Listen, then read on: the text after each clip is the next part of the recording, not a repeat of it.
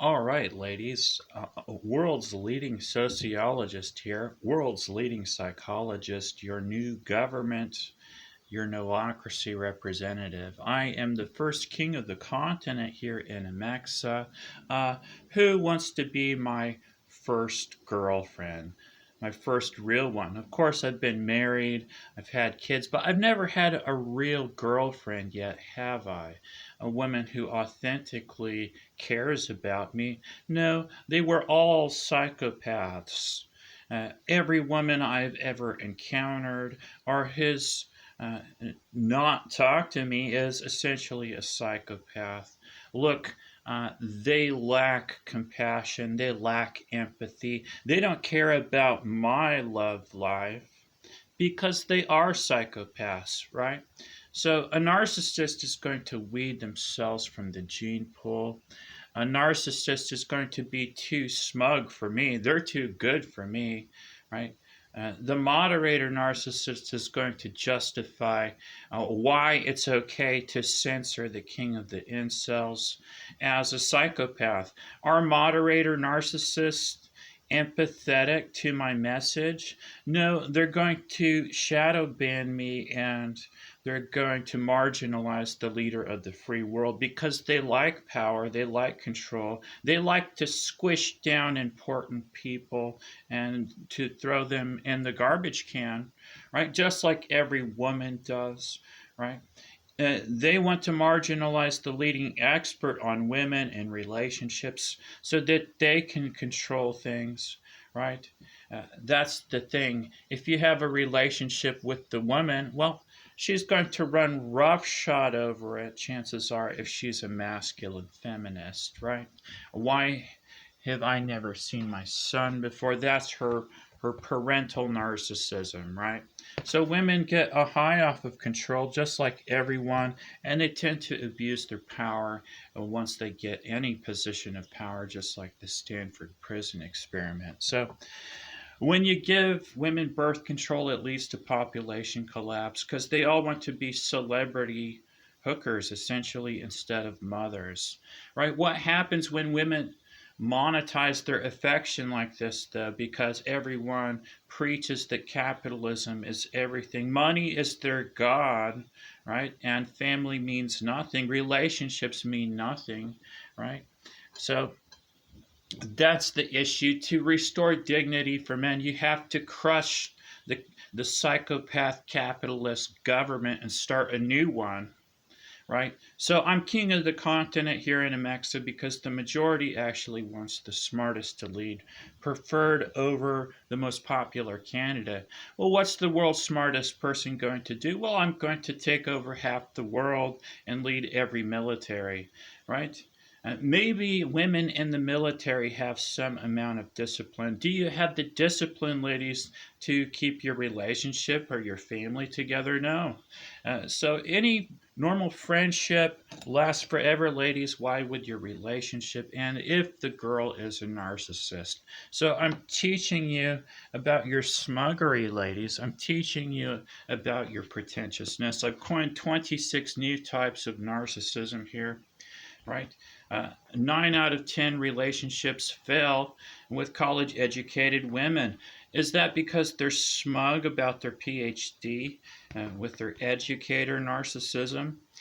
Or is it because they got ran through in college as a sexual narcissist? Well, the modern mating strategy of the masculine feminist is to have a loyal blue pillar provider man that she cheats on. She wants that guy as a front to show off to everybody, and then she wants to cheat on that guy. The more prestigious he is, the more clout she's going to get as a celebrity narcissist for screwing the guy over and taking half of his legacy in the divorce. So, in a gynocracy, the women are psychopaths. Hey, because the government's a psychopath, they cage the males for choosing their mate, right? They have a dirty word for that. That's called rape. But that was just your torture fetish, ladies. You don't see antelope or gazelle or male giraffe or bucks getting put in a cage for hopping on the female and selecting their mate. No, humans must be weird. They have a torture fetish in a sexist anti-male society that no one will talk about because they might be outed as being misogynistic, right? So they gaslight it as a patriarchy. You do have men at the top, but they are greedy old boomer wealth narcissists. Okay, they're national narcissists, but the smartest person is going to tell you nationalism itself is dangerous, irrational tribalism.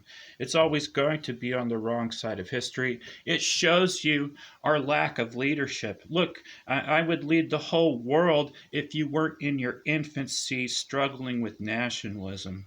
So to continue, you lead a world army so that nationalism can continue because look, every nation with its own national agenda and the atomic bomb, that's a recipe for disaster. Eventually it's going to catch up with you when this kinetic expansionism leads to thermonuclear Armageddon. So you're trying to find a woman that will also help you lead every military in the world who's got my back, right? Ladies, where is my Mr. and Mrs. Smith, right? You're supposed to have your Angelina Jolie, like in the movie, to have your back in the end if you command every military in the world, right?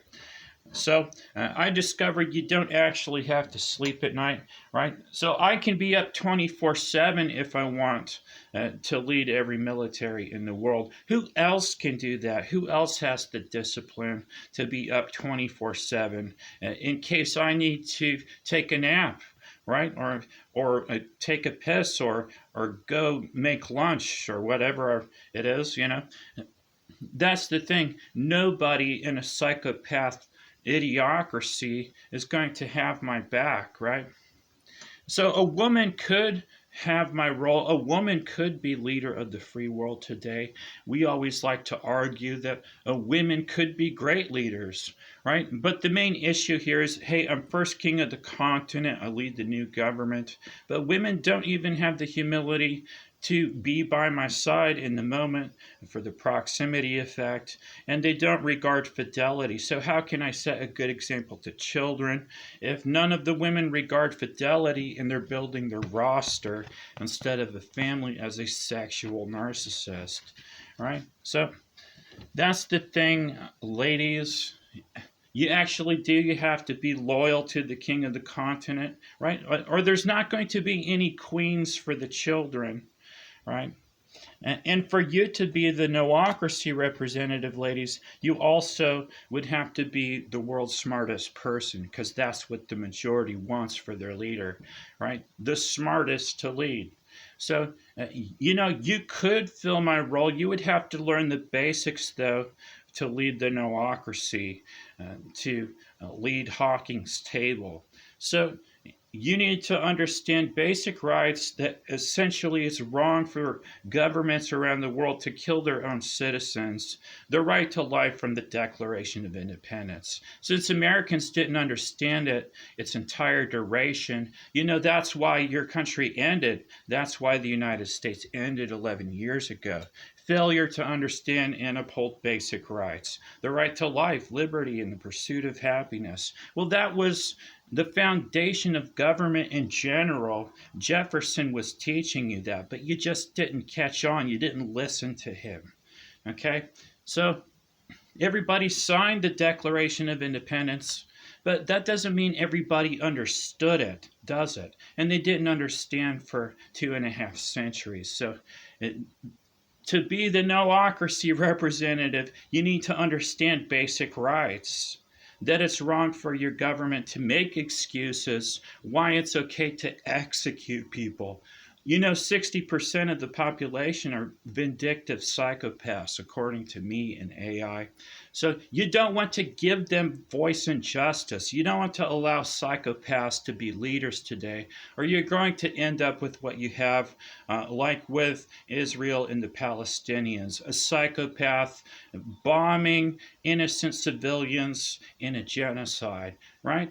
And if you have psychopath leaders in America, they will fund that genocide, right? And send them missiles and bombs when they shouldn't, right? Or they might coddle their national agenda, right?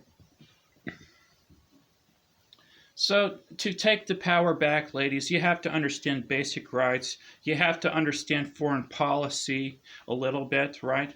That it's wrong for nations to attack other nations now. The boomers didn't get that message. They're not hearing me yet. So, we have to arrest them when they attack other nations now. And that's a big doozy, right? You're going to have to arrest Benjamin Netanyahu as the world community if he's attacking another country, if I declare him as a rogue national leader. You know, you have several of them, and if they don't step down, well, they have to face me in the arena and fight at Plaza de Toros so I can humiliate them for their poor martial arts, as only cowards fight with weapons, right? So you're trying to deduce the morale of their troops if they're a rogue nation attacking other nations, like the Germans in Nazi Germany, right? So you're trying to have a solution for nations that behave like the Germans did, right? You're not supposed to run kinetic expansionism. You're not supposed to topple the leaders of these other countries because you just made your own reasons and your own excuses. Okay? So it was wrong for America to topple Libya, for example, and Saddam Hussein in Iraq. Hey, look, you justified why it was okay, weapons of mass destruction. You gaslit him, okay? That's called gaslighting, okay? You don't get to run false flag terrorist operations attacking your own country so you can blame another country anymore. Because Generation X, we've wised up to these tactics that the boomers like to use. Okay, so the United States and Israel gave you an example of a false flag terrorist attack on 9/11. Look, they wanted to invade the Middle East. They wanted to have an excuse to topple all these countries, the seven nations that Wesley Clark talked about. And they still haven't got to Iran. They're about to justify why it's okay to attack Iran. That's what they're doing right now in the news media right now, right? So we've known about all this paranoia for years, We've seen Netanyahu talking about his paranoia about Iran for years. Does that mean we attack him just because, he wants to run roughshod over the world army and attack another nation just because that's what he wants to do? He's paranoid, right? You need to have leaders who are not paranoid like this, leaders who don't attack other nations, leaders who are civilized. Okay, it is wrong to attack the UN, right? You don't really get to do that and get away with it, do you? Well, not in Generation X. Maybe everyone in the boomer generation is bought off. They will allow psychopaths to continue. But we have to ignore their leadership if they're inept, if they are disorganized. And look, that's what nationalism is. It's showing you how disorganized the boomers are. You have all these separate nations. You have all these different cooks in the kitchen. Well, does that equate to good leadership for Earth? Right? The only way we can harvest off of this is by having a symbiosis with the old governments, trying to find the smartest person in each country to join Hawking's table. Look, we can make your countries important again if you try to do this. Otherwise, none of your countries are important. All right? It just shows that you are disorganized. You enjoy fractured leadership, is what I call it. So the old boomers, used what I call Iron Mountain philosophy, the idea that might makes right. They tried to rule the world with intimidating force. Look, if our military is bigger than their military and we have the cool futuristic weapons and bombs, they thought you could rule through intimidating force, right? And subversion. So that's the thing. They might uh, infiltrate your country and take it over, right? They got good at doing that. They thought that they could rule the world covertly instead of so openly. And you can't do that either, right? You don't get away with weather warfare when it leaves no fingerprints attached. And I argue if a nuclear bomb does go off, you don't necessarily know who did it, do you? You're all just paranoid with your finger over the button. Well, should I push the button? I don't even know who did it yet. Oh my gosh. And this shows you, you lack leadership. You want to have a world army so you can know by process of elimination who did the nuclear bomb, right? So who is the terrorist behind this? Well, we would know better if we had consolidated already. So that's the issue. You might face something that is unilateral, like Ronald Reagan talked about in front of the UN. What would unite us all? Well, if there was a alien invasion where aliens came to Earth and they were hostile to Earth, well, then maybe we might come together as a world army, right? Right. So national paranoia alone didn't do the trick, right? Ronald Reagan at the UN didn't do the trick. I guess the world's smartest man has to talk about this topic. So that's what I'm here to do.